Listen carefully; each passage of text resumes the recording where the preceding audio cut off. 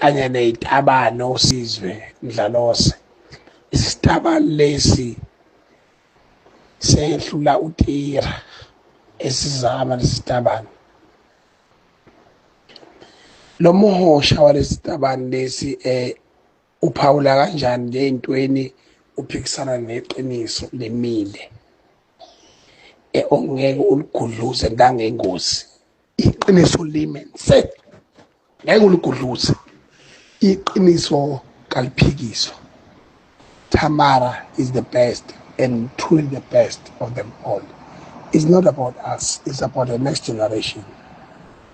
The next generation will prevail and make sure ukuthi nathi sazana ukuthi sivikele umlando. I'm telling you straight. Saliqopha umlando ngale nkani.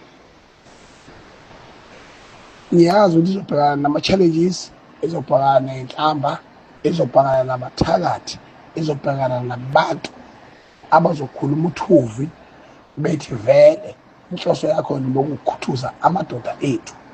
Usuwakhuthuzileke, phuma nithi, phuma kobani, phuma kobani. Kodwa iqiniso lithi she is the first ambassador yamadoda. Ukuba indoda ekhuluma kanje ngabe sibiza ngesitabane.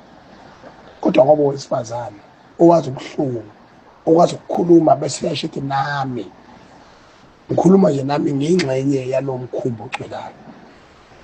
Yini enye esifuna phezu komhlaba? Uyazi ukuthi mina sengithe ukufaka amakhala wephazamisi. Manje ngiyacwaninga lapha kwayona lenja engisizwe iyayisola ngalento eyenzile. Iyayisola ngoba ikwi-payroll ngiswele airtime. Kwakhona umuntu oyi-hotspotayo iyayise imbiza ngoNkulunkulu. Yikho-ke yenzela amasimba ewenziwe. Uyayisola nje. Yabo ezitabane njalo. Yabona. Akasona isitabane. Cha, singahle abantu nomuntu. Uncukubili uyisitabane aphinde naye futhi emithise.